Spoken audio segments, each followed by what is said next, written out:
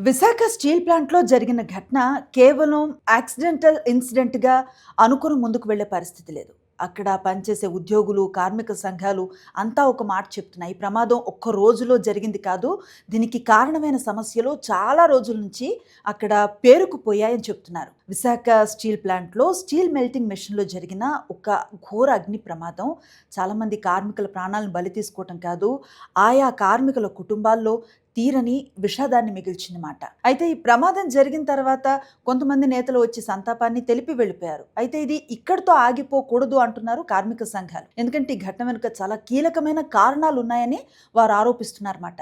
ప్రధానంగా వాళ్ళ వాదన ఏంటంటే చాలా ఏళ్లుగా ప్లాంట్లో అనుభవజ్ఞులైన ఉద్యోగుల సంఖ్య తగ్గిపోయిందని, అదే సమయంలో కాంట్రాక్ట్ కార్మికులపై ఎక్కువగా ఆధారపడుతున్నారని, అత్యంత ప్రమాదకరమైన విభాగాల్లో కూడా సిబ్బంది కొరత అనేది స్పష్టంగా కనిపిస్తోందని ఉద్యోగ సంఘాలు చెప్తున్నాయన్నమాట. ఇక్కడ ఇంకో ముఖ్యమైన అంశం ఏంటంటే మెయింటెనెన్స్. స్టీల్ ప్లాంట్ లాంటి పరిశ్రమల్లో మెయింటెనెన్స్ అనేది కేవలం ఏదో రొటీన్ పనిలా కాదు. వేల డిగ్రీల ఉష్ణోగ్రతల మధ్య పనిచేసే యంత్రాలు, పైపులు, వాల్వ్లు, భద్రతా వ్యవస్థలు నిరంతరం తనిఖీ కావాలి. చిన్న లోపం కూడా పెద్ద ప్రమాదానికి దారితీసే అవకాశం ఉంటుంది.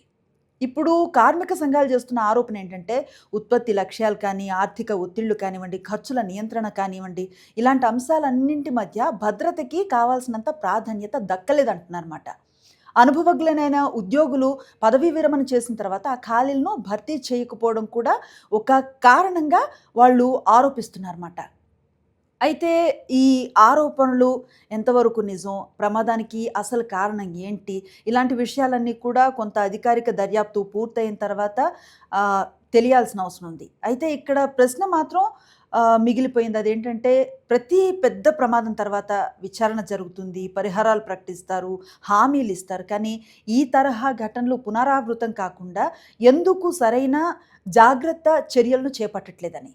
ఎందుకంటే స్టీల్ ప్లాంట్‌లో ఉత్పత్తి అయ్యే ఉక్కు ఎంత విలువైనదైనా కానివ్వండి, కానీ అక్కడ పనిచేసే కార్మికుడి ప్రాణం కంటే విలువైందేం కాదు. అందుకే ఇప్పుడు బాధిత కుటుంబాలు, కార్మిక సంఘాలు, అలాగే ప్రజలు కోరుకుంటుంది ఒక్కటే.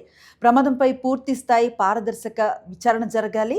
ఎక్కడ లోపం ఉందో, ఎవరి నిర్లక్ష్యం ఉందో, అలాగే భద్రతా ప్రమాణాలు పాటించబడ్డాయా లేదా అనే విషయాలపైన కంప్లీట్‌గా ఒక ట్రాన్స్‌పరెంట్ విచారణ జరిగి దానికి బాధ్యులైన వారిని శిక్షించాలని చెప్పమాట. పరిశ్రమల్లో భద్రతకి ఎంత ప్రాధాన్యతనివ్వాలి అనే విషయాన్ని మరోసారి గుర్తు చేసింది ఈ విశాఖ విషాద హెచ్చరిక. విశాఖ స్టీల్ ప్లాంట్‌లో ప్రాణాలు కోల్పోయిన కార్మికులకి నివాళులు అర్పించాలి. అలా అర్పిస్తూనే ఇలాంటి ఘటనలు మళ్ళీ జరగకుండా నిజాలు కూడా బయటికి రావాలని మనము ఆశిద్దాం.